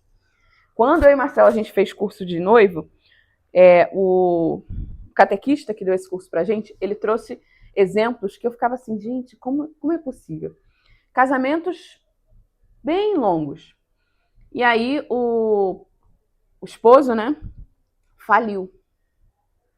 Estava imerso em dívidas, não tinha coragem de falar para a esposa. E ele ficou numa angústia tão grande, mas tão grande, mas tão grande, que ele se matou. Aí, desculpa, depois tu corta isso aí. Não sei, né? Não vai ser muito. Deixou a esposa, os 3 filhos, a dívida caiu sobre ela e ela não sabia mais o que fazer. Tudo isso porque ele não se sentia à vontade para partilhar com a esposa que existia um problema, que talvez juntos eles pudessem resolver. E eles tinham um padrão de vida bom, padrão de vida confortável. Só que ele quis manter esse padrão de vida mesmo falido, porque ele tinha medo, tinha vergonha, tinha receio de partilhar com a esposa que ele estava vivendo um problema. Então, assim, pode ser um casamento que está há 1 ano, há 30, a preparação ela é sempre fundamental, porque é na preparação para esse casamento que você vai entender que aquela pessoa é ou não confiável para você partilhar a sua vida. Outros casos, também outro caso que a gente viu, casal se casou, lindo, maravilhoso, fez ali o discernimento, aí eles são casados, início de vida 2, e normalmente a gente é bem ferrado de dinheiro. Então a gente tem que trabalhar muito mais, a gente tem que se dedicar muito mais ao nosso emprego para a gente conseguir criar ali, né, uma base da família. A jovem, ela trabalha bastante, e o que o jovem faz? Quando ele está de folga durante a semana, porque ele é professor, ele poderia dar aula em outra escola, aumentaria a renda praticamente o dobro, né, do que ele já tem. Ele joga videogame. Aí fica jogando videogame nos dias que ele tem de folga. Então, se pegar as aulas que ele tem ali, basicamente ele dá, se somar tudo, ele dá um dia e meio de aula. O resto da semana, quando ele está em casa, ele está jogando videogame. Quem pode se casar na igreja? Adultos. Adultos vai ficar uma quarta-feira, 10 horas da manhã, jogando um videogame, tendo um filho para criar, tendo uma esposa para manter, tendo uma casa para sustentar? Não. Porque o sacramento do matrimônio, ele dá a graça, inclusive para a gente se manter firme, para trabalhar, para aguentar sapo, né, no nosso dia a dia, do nosso chefe, porque a gente tem um objetivo maior. Se preparar para o casamento é mais importante do que a festa. Muito mais. Inclusive, a falta de preparação pode gerar a nulidade do seu casamento. Se a gente não se prepara bem para receber aquele sacramento, isso pode fazer com que a gente viva um sacramento nulo. E deve ser muito triste. Porque aí você chega no dia do casamento, o cara vai lá e escreve socorro no tênis, no sapato. Precisamos lidar com as coisas na mesma seriedade que elas exigem. Sacramento é coisa séria. Vocês não iam dedicar quanto tempo de crisma? 1 ano? 1 ano da vida de vocês, 1 ano de sextas-feiras, se não tivessem claro que esse sacramento exige que vocês entendam melhor a igreja. E pode acontecer também, né, Marinha, de fazer o curso e falar, pô, não é isso que eu quero. E no dia não crismar. Mas porque você avaliou como funciona. O que não dá é pra gente não avaliar, chegar no dia, se casar ou se crismar e não cumprir nenhum dos votos que a gente prometeu. Outro ponto, ela falou ali do rapaz que se embebedou. Se a gente vive a castidade durante o período do noivado, ou busca viver ali uma continência para poder receber o sacramento, tu acha mesmo, vamos falar a verdade aqui, os rapazes podem ser até mais verdadeiros do que eu, tu acha mesmo que o cara vai se embebedar todinho, sendo que aquele dia é o dia que ele finalmente vai ter uma relação sexual com a sua esposa? Tu acha mesmo que a bebida é mais importante que isso? Não é. Só que quando os sentidos e as ordens estão fora de lugar, a bebida vai ganhar uma atenção maior, a festa vai ganhar uma atenção maior. No nosso curso de noivo, ele deu um outro exemplo que um casal fez sua cerimônia e tudo mais. Aí, o que acontece depois da festa, normalmente? É a noite de núpcias do casal. Sabe o que eles fizeram? Eles levaram os padrinhos todos pro mesmo quarto que eles, para eles jogarem. Jogo de carta.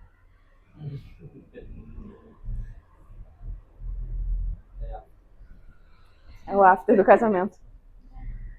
Não, tudo bem, tu gostar, né, de jogar, joga um jogo de tabuleiro, uma coisa assim, mas, pô, não...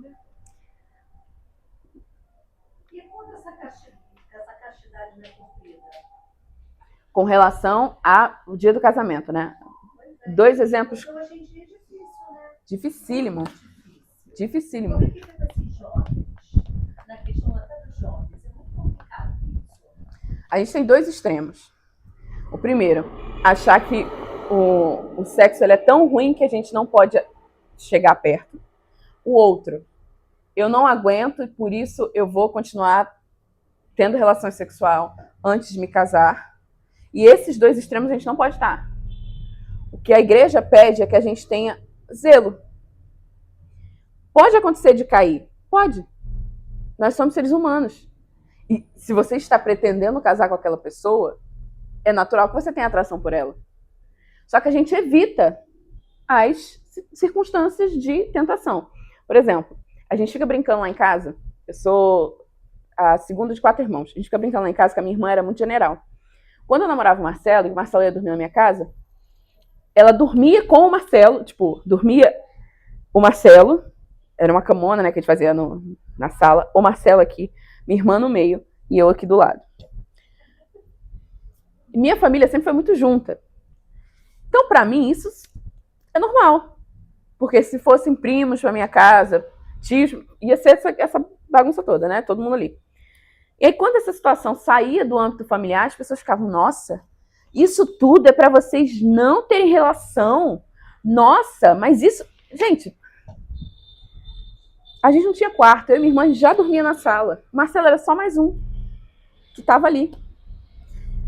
Se fosse num outro contexto, está só eu e Marcelo dormindo na sala lá, os dois sozinhos, Marcelo lindo do jeito que ele era e continua sendo, tu acha mesmo que não ia ser uma ocasião de pecado?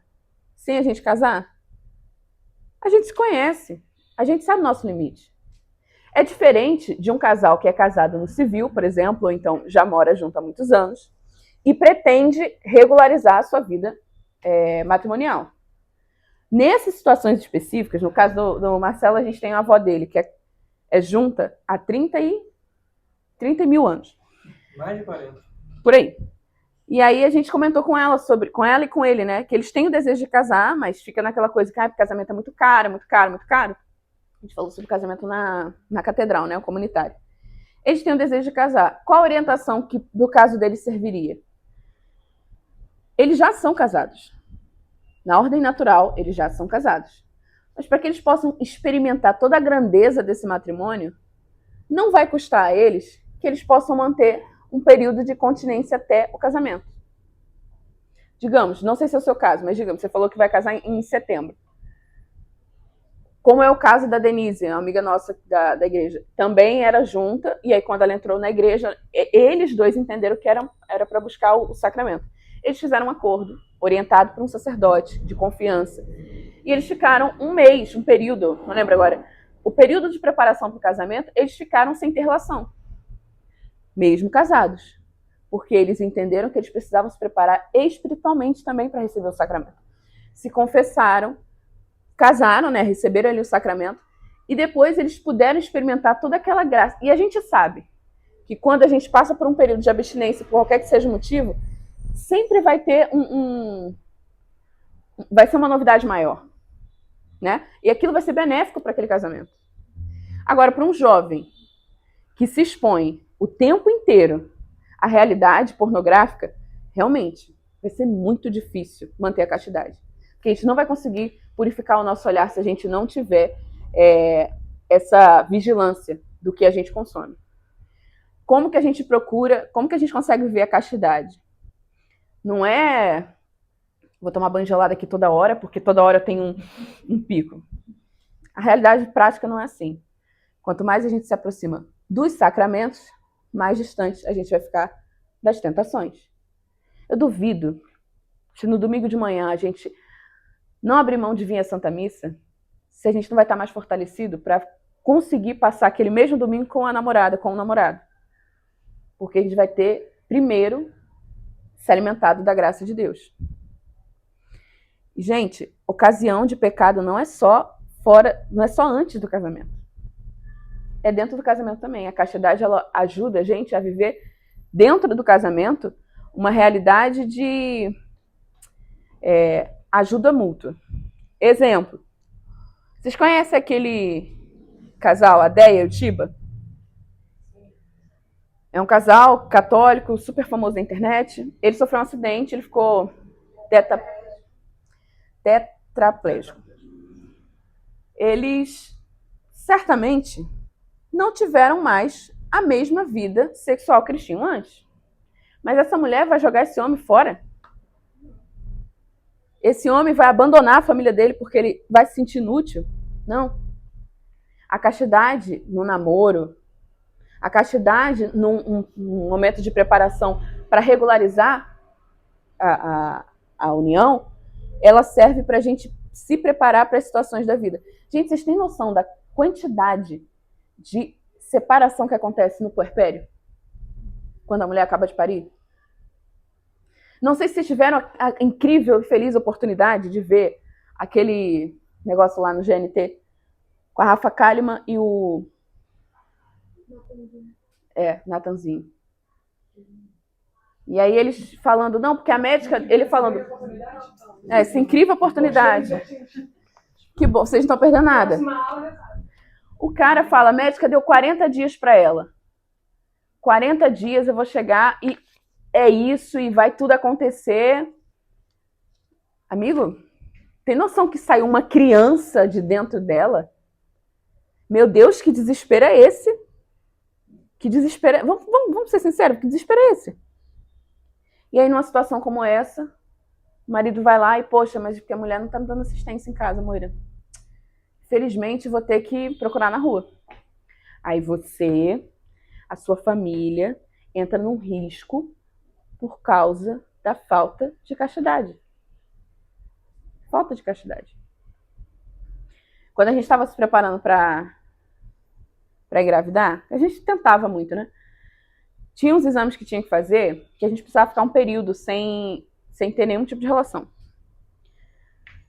E conversa vai, conversa vem. Uma vez conversando com uma menina que é obstetra, ela falou assim, Diva, obstetra não, é enfermeira, ela falou assim, Diva, já é louvável vocês terem o desejo dos dois procurarem ajuda médica. Porque normalmente a mulher que procura, aí o homem fica para morrer, porque não pode passar aquele dia ou aqueles 3, 4 dias sem ter relação sexual. E aí todo aquele sonho, todo aquele objetivo vai ficando para trás. A castidade faz a gente olhar para o outro com dignidade. Com dignidade. Um jovem, uma pessoa que faz uma cirurgia, digamos, mais um exemplo prático. Meu pai quebrou o pé no início do ano. Ele quebrou o pé, o resto estava bom. Só que, no que ele quebrou o pé, o resto ficou dolorido eternamente. Porque ele é um jovem senhor que tem mais de 100 quilos e caiu por cima do corpo dele. Ele não conseguia dormir direito, pela dor no pé e pela dor no resto. Digamos que minha mãe não tivesse ali um olhar de castidade para a coisa. Como pode acontecer em inúmeros lugares, com inúmeras famílias. Ela poderia olhar aquela situação e falar, nossa, que inútil que você é, fica aí que eu vou viver minha vida. Mas não, ela teve o cuidado de cuidar dele. Meu pai ficou encostado pelo INSS. E ele não conseguia... Um ser humano de mais de 100 quilos, a minha mãe tem 1,50 m, ela tinha que ajudar ele a levantar para ir no banheiro.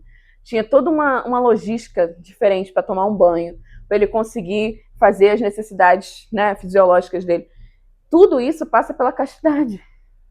É a educação do nosso olhar para olhar para o outro com dignidade. Então, a castidade, quando a gente para de olhar para a castidade como uma regra de não pode transar fora do casamento, e passa a olhar como uma graça de enxergar a dignidade do outro, qualquer realidade que se levante no nosso dia a dia vai ser superada. Quem é mãe aqui sabe o que eu estou falando. Um bucho grande, dependendo da situação, você não consegue se levantar direito. Imagina você ter que lidar com um marido que fica aficionado o tempo inteiro, que precisa, porque precisa, naquele momento de uma relação sexual. E acaba acontecendo, inclusive, caso de abuso dentro do casamento. É isso que Deus quer da gente? A gente volta àquela realidade. A gente quer se enxergar mesmo como bicho? A gente não quer, né? E aí entra um outro ponto, né? Monogamia e fidelidade. A igreja, ela é muito clara com relação a isso. Se o casamento ele é indissolúvel, ele é para sempre, com uma única pessoa, não tem brecha para ter um terceiro. O terceiro que tem que ter no seu casamento é Deus. Não tem brecha para ter uma terceira pessoa. Aí você pode perguntar, Diva, mas no Antigo Testamento, grandes homens tiveram várias esposas, como Noé. Por quê? Existem alguns casos específicos na história da igreja inteira que dependia da cultura, dependia da realidade. Noé, o que aconteceu com Noé? Teve que construir uma arca, botar um monte de animal dentro. Ele levou a família dele para dentro para reconstruir a humanidade. Nesse caso específico, eles não tinham homem suficiente, mulher suficiente para reconstruir a humanidade assim.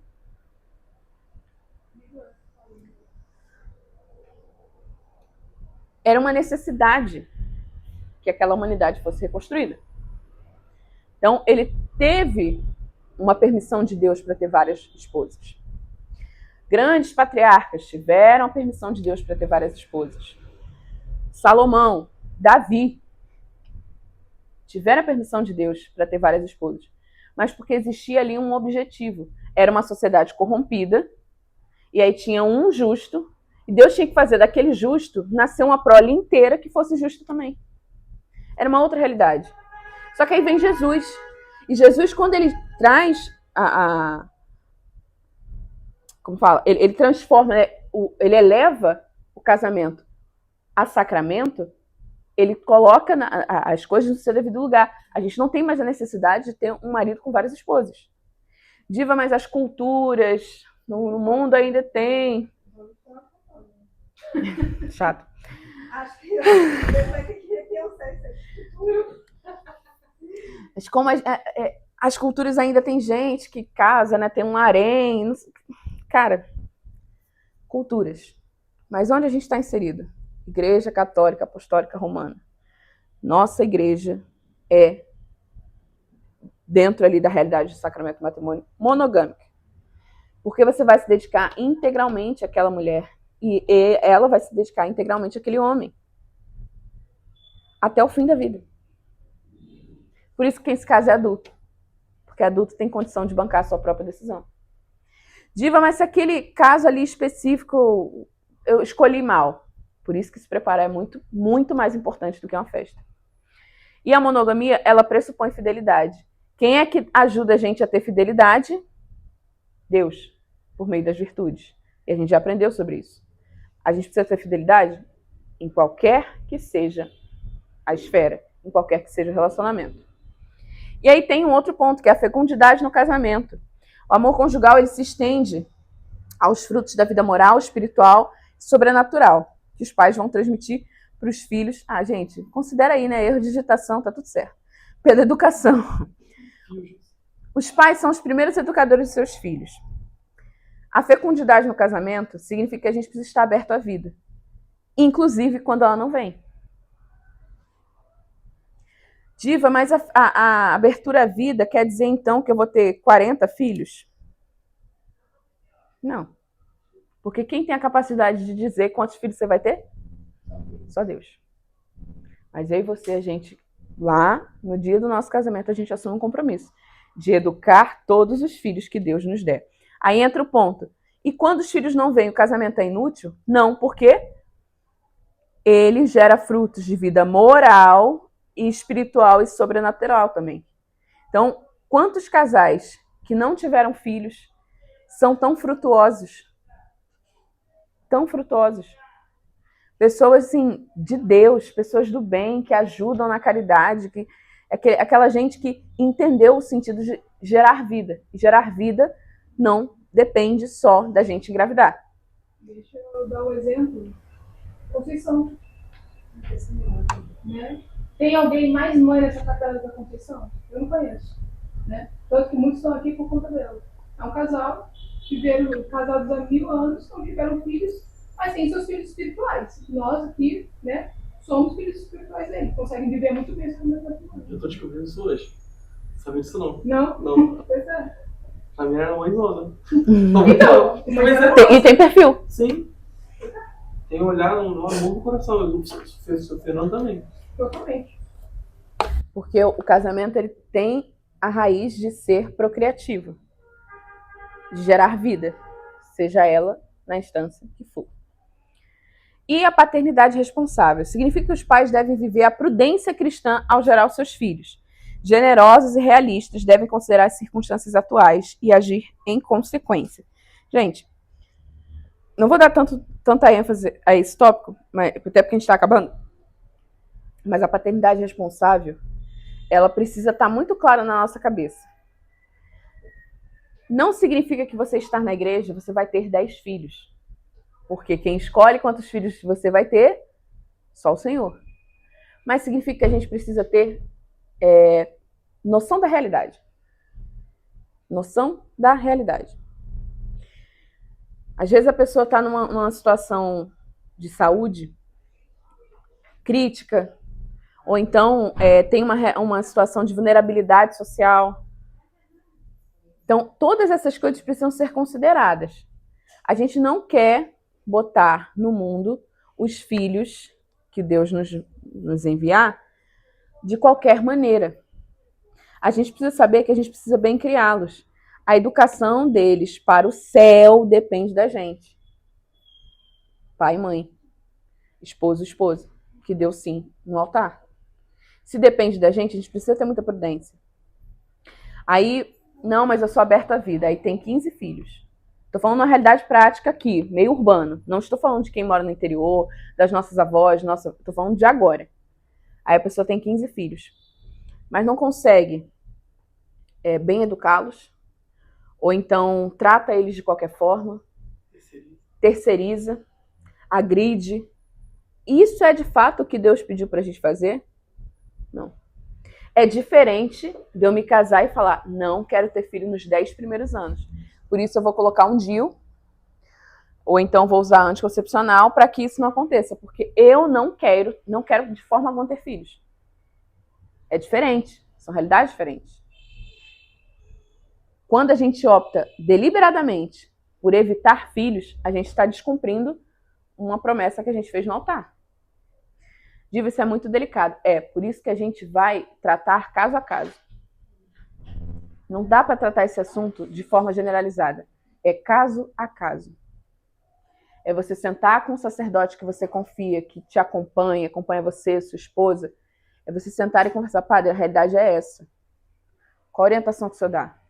O senhor que é um homem ungido de Deus para conduzir o povo. Tem situações que elas exigem uma paternidade responsável ainda maior. Tipo o caso da Déia e do Tiba. Ela vai precisar dedicar muito mais tempo a ele agora, porque ele depende dela para fazer o básico. Aí eles pegam e falam, não, mas a gente tem que continuar tendo filho. Imagina essa mulher no puerpério, com a criança pequena pendurada no peito, esse homem precisando de ajuda, para fazer xixi e um monte de criança ali junto. Onde que isso é responsável? A gente precisa enxergar a paternidade como uma responsabilidade completa. Não é só parir os filhos. Não é só fazer os filhos e deixar que o mundo crie. É lembrar que a gente precisa educá-los para o céu. Então a igreja entende isso. Tem esse entendimento no caso de não querer ter filhos em um determinado momento por algum motivo. Porque a igreja ela não aceita contraceptivos de forma alguma. Né? Então vai haver casos que ela vai permitir. Como ela vai permitir? Ela não vai permitir contraceptivo. Em momento nenhum. A igreja vai permitir que aqueles pais, aquelas pessoas, caminhem para não ter. E o que a gente faz para não ter filho? Aí que entra a castidade. Novamente, dentro do casamento. Por isso que a gente precisa de cada caso é um caso e precisa de uma orientação. Delicadíssimo. Vou contar um caso aqui. Tem uma médica que eu sigo, assisti uma palestra dela, ela tem 5 filhos. O 5º filho dela não foi. Não sei se você viu, pode nem separar vocês de longe. O 5º filho dela veio totalmente sem querer. Totalmente sem querer. E ela não queria ter mais filhos, ela já tinha 4.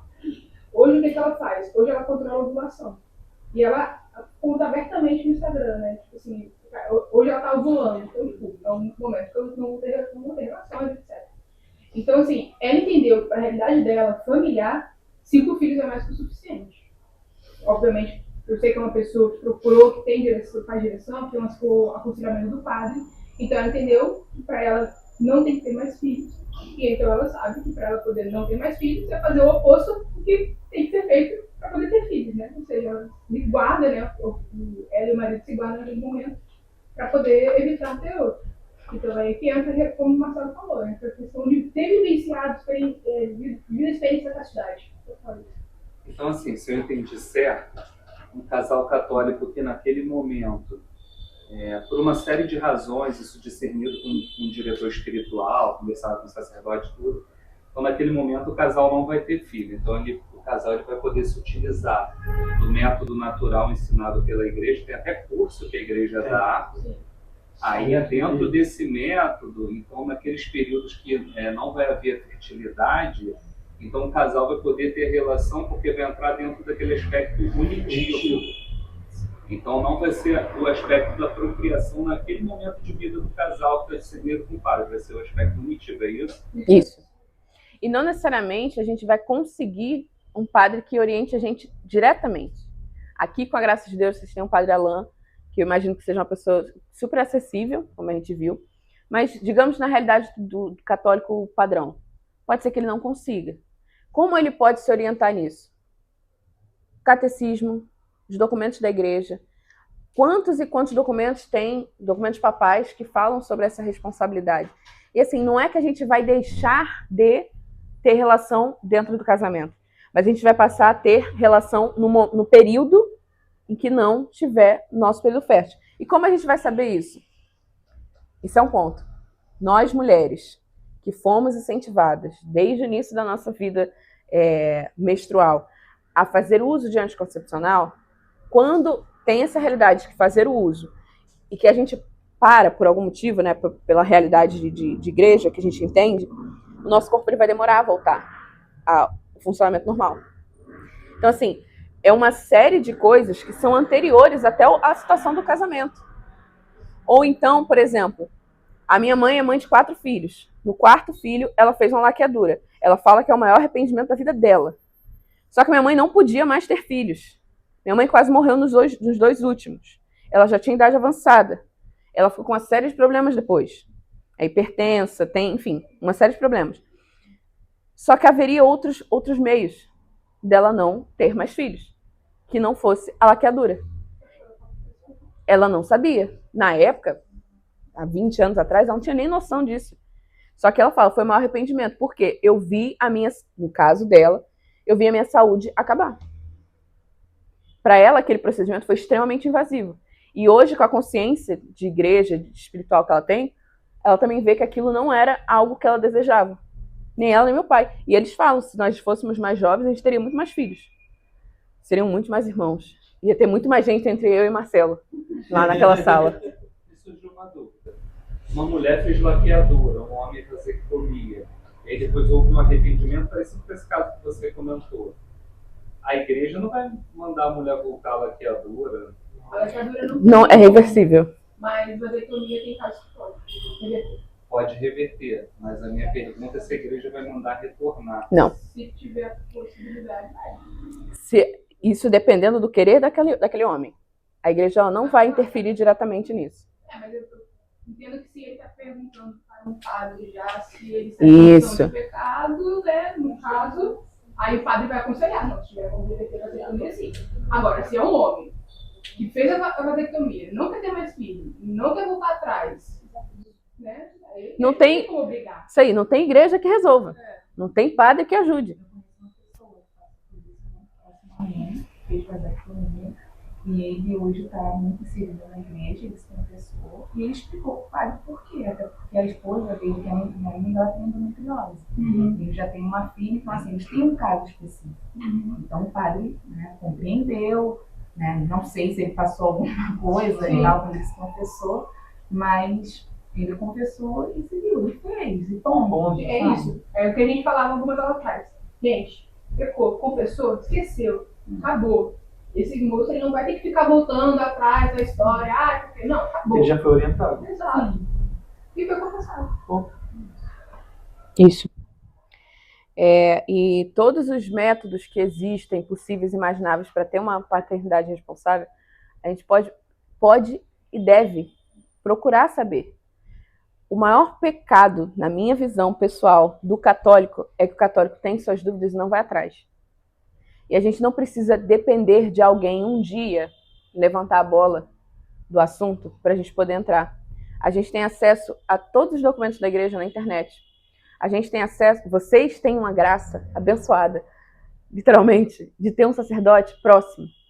Vocês estão na crisma. É o tempo certo, o melhor dos mundos, para a gente perguntar e tirar essas dúvidas, porque viver na ignorância, né, de ignorar o conhecimento daquilo que Deus já deu para a gente, é ruim, porque a gente não sabe se a gente está fazendo certo ou errado. E a igreja não está aqui como uma impositora, a igreja é mãe. A igreja sempre vai ficar no papel de mãe. Ela quer que a gente seja feliz. E quando acaba o casamento? O casamento não acaba. A igreja não tem condição de determinar que o casamento acabe. O que acontece é que muitas vezes existe um sacramento nulo, que é e tem algumas condições para isso: incapacidade psíquica ou falta de consentimento. Casamento arranjado, sabe aquela história de você tem que casar com meu filho, você tem que casar com a minha filha porque a minha herança depende disso. Acabou, não existe casamento, aquilo ali é nulo. Incapacidade psíquica, uma pessoa que está numa realidade psicológica de algum tipo de está fora de órbita por algum motivo, esse casamento é nulo. Simulação ou exclusão de elementos essenciais. Existe fórmula para o casamento. O padre fala umas coisas, mas o noivo fala determinadas fórmulas para a noiva e a noiva fala para o noivo. Se essas fórmulas não estão ali, é exclusão. Do mesmo tanto, não dá para batizar uma criança, um adulto, uma pessoa, sem falar: eu te batizo em nome do Pai, do Filho e do Espírito Santo, amém. Sem isso, é exclusão. A exclusão desses elementos já faz condição para nulidade. Vícios de consentimento, que é aquela questão de chegar na hora e falar: não, brincadeira. Pode ser anulado, pode nem seguir, né? Impedimentos, dirimentes, né? Que são aqueles impedimentos anteriores. Então, por exemplo, eu sou foragida lá em outro país e eu não conto isso pro Marcelo, eu tenho outra identidade, meu nome não é Diva, meu nome é Mary Kay. E aí eu chego aqui, caso com ele, e aí ele descobre que eu sou outra pessoa. Casamento nulo. Porque ele não casou com a pessoa que ele achava que ele estava casando. Ou então, quando a pessoa tem alguma outra condição nesse sentido, que faz com que ela não seja quem ela está demonstrando ser. Digamos, ela tem uma doença gravíssima e ela não conta. Uma doença prévia gravíssima. Ou então ela não pode ter filhos. Ela já sabe que não pode ter filhos. E aí ela casa, não é nem fazendo o voto, não é nem por causa do voto, mas ela casa iludindo quem está com ela, dizendo que ela quer ter. Ou que ela pode ter. Tipo, uma mulher sem útero. Aí o caso com o Marcelo, não, quero muito ter meus filhos. Então eu falei, lindo, pode deixar, que eu vou ter todos. Eu já sei disso. Eu já sei que eu não tenho útero. Então, esse impedimento prévio já faz o casamento ser nulo. É diferente de antes da gente casar. Eu falei, cara, poxa, eu sei que você quer muito ter filho, mas eu não tenho útero. Tô abrindo aqui o jogo para você. E aí ele fala, não, tudo bem, a gente vai adotar. Ele está ciente disso. Agora, se ele não está ciente, esse casamento é nulo. Defeito de forma. A forma do casamento não ser cumprida. E aí tem aquela coisa de não ter a presença de um sacerdote ou de um diácono. Tem casos muito específicos, especiais, que podem mudar um pouco a dinâmica, mas a forma nunca muda. O casamento ele sempre vai acontecer com aquela mesma fórmula e com o mesmo formato que precisa. Aí os casos excepcionais. Por exemplo, um país que está em guerra, ou um país que não é, que tem a perseguição à religião católica ou religiões cristãs. E aí os noivos querem se casar, ou estão numa situação de guerra e vão se casar. Aquela situação específica pode haver o casamento, pode haver o sacramento, sem a presença de alguém da igreja. Do mesmo tanto que dá para batizar, por exemplo, uma criança que está no leito de morte, o pai ou a mãe podem batizar aquela criança antes dela morrer. Porque são batizados. Porque são batizados. Outras condições, né, para essa cerimônia. Casamento misto.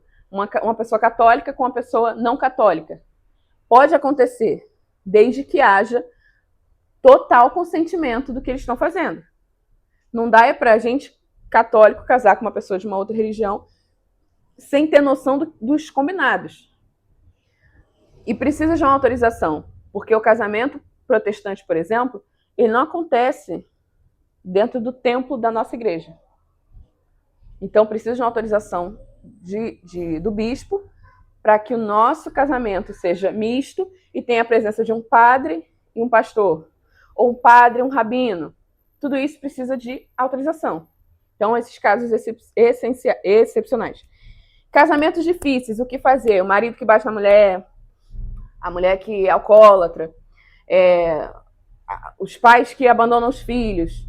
Como é que faz na situação? São casamentos difíceis, mas eles contraíram matrimônio. E aí, não dá para separar? A igreja sempre vai falar que o matrimônio ele é indissolúvel. Mas ela entende que esses casos tornam impossível a convivência. E o que ela orienta? Que essa pessoa salve a sua própria vida. Salve a vida dos seus filhos. Mas isso não quer dizer que ela vai apoiar que essa pessoa se case de novo. Porque o casamento é indissolúvel. Mas por que a igreja é tão intransigente com isso? Quem é que casa mesmo? Adulto.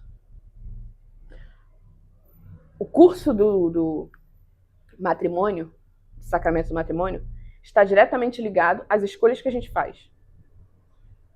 Por isso, se preparar é tão importante. Diva, mas eu não sabia que esse homem ia dar uma de doido e começar a bater em todo mundo. Tem casos que cabe a nulidade. Aí você vai procurar um sacerdote, vai procurar o tribunal eclesial. Mas, no geral, não são casos que dão nulidade, são casos posteriores. Diva, mas eu descobri que ele me traiu. Ele começou a te trair quando? Depois de casar? Isso não dá nulidade. Isso é um erro de caráter. Mas se ele tinha uma família antes de casar com você e não te falou, isso é nulo. Não existe casamento. Não existe sacramento. Esses casos difíceis precisam ser avaliados um a um com orientação de um sacerdote. E normalmente não é só o padre na nossa paróquia, não. São os padres do tribunal eclesiástico, né? É a galera que fica debruçada em cada caso para saber como ajudar os fiéis. Tem um filme que Ficou horrível se isso, né? chama O Drama. E é muito... Já viu? Exatamente, que eles resolvem uma semana antes do casamento falar qual foi a pior coisa que um já fez na vida antes de casar. E aí realmente surgiu um drama por conta disso. E aí eu lembrei disso agora no É melhor que surja o drama antes de casar do que depois. A imagem não tá boa, mas era fogo no parquinho. Polêmicas, né? Pra gente encerrar. Casar na praia. Pet como pajem naquela situação do pet ganhar, né, o brilho do casamento. Poligamia, casamento arranjado, infidelidade, homossexuais. O que a igreja fala sobre tudo isso? Primeiro, trazendo de lá, né? Existe uma forma. O sacramento, ele tem uma razão de existir. Ele tem um objetivo. Por que a gente vai ficar inventando moda, gente? Pelo amor de Deus. Em nome de Jesus. Poligamia. Essa história de amor livre, esquece isso. Esquece isso em nome de Jesus. Isso aí não é coisa Nem dos animais. Nem dos animais? Como assim? Porque todo. Tipo, eu não vejo. É só lobo e loba. Tipo, geralmente a relação dos animais não são poligâmicas. São só entre dois animais. Da mesma espécie. Isso. Tem isso também. Entendi. E você é ser humano que deve se relacionar com quem? Ser humano. Aí a pessoa vai lá e casa com o robô. A igreja sempre vai orientar para aquilo que é seguro. Gente, a poligamia não é segura. Diva, é você que está falando? Não, é a igreja que está falando. Casamento arranjado. Isso aqui não existe. Por mais que a mãe e o pai amem os seus filhos, eles não podem se meter nessa decisão aqui. Não podem. Porque não necessariamente quem a mãe e o pai escolhe para o filho casar vai ser gente boa, gente do bem. E aí vai faltar o quê? O consentimento do próprio filho. Infidelidade. A igreja diz muito sobre isso com relação a treinar as virtudes para que a gente seja fiel. Não só dentro do casamento, mas fiel como um todo. E quando existe o caso de infidelidade, caiu, pecou, confessa, volta e siga a sua vida. A tentação, ela existe, por isso que a gente tem que procurar o quê? A castidade. E a tentação, ela não vem só com aquela mulher com saltão, usando um decote. No caso dos rapazes, né? A tentação vem quando seu marido chega todo dia em casa, não lava uma louça, não percebe que você fez a mão, não percebe que você fez a sobrancelha, aí chega no trabalho, o amiguinho do lado percebe. Olha que legal. A tentação, ela existe. Cabe a gente assumir, como adultos que somos, batizados, a responsabilidade de viver dentro da fidelidade do casamento. Antes dos homossexuais, só um ponto. Pessoas não batizadas, quando elas se casam no civil, esse casamento é válido. Agora, católicos batizados, quando se casam no civil, mas não se casam na igreja, não tem sacramento. Esse sacramento não existe, porque não passou pela fórmula, pelo processo, pela preparação. Homossexuais. A igreja exige o casamento civil ou pode ser só um matrimônio? Atualmente exige, porque as pessoas casavam no civil com um e na igreja com outro. Então, no decorrer da história, o cara casou com a Ciazinha lá no Ceará, no civil, e aqui no Rio de Janeiro casou com a Maria. Aí quando vai ver, o casamento já é nulo. E para evitar todo esse processo, o tribunal já faz os dois. Aí é mais difícil ainda de engambelar a igreja. Isso. Então a igreja pressupõe esse casamento no civil. Pode ser feito tudo no mesmo dia, pode ser separado, desde que aconteça. E com relação a homossexuais, a igreja, ela apoia o casamento homossexual? Não. Tem explicação de...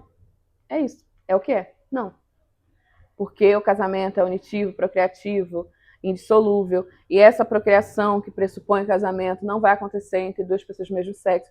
Ah, então significa que a gente vai chutar todos os homossexuais que a gente vê na rua? Não, né? Nem na igreja. Nem na igreja, é importantíssimo. Muito menos na igreja. Da mesma forma que nós todos somos pecadores, a gente precisa acolher os irmãos, independente da circunstância. O que nós vamos sempre buscar, como cristãos católicos, é ajudar o outro a ir ao céu, a ir para o céu. Aí vem sempre aquele discurso, ai, porque tem muito homossexual que é muito mais católico do que você, Carola, que fala mal da igreja todinha. Mas quem falou que ser um católico ruim é uma coisa boa? Não é. Então eu não posso comparar algo ruim com algo pior.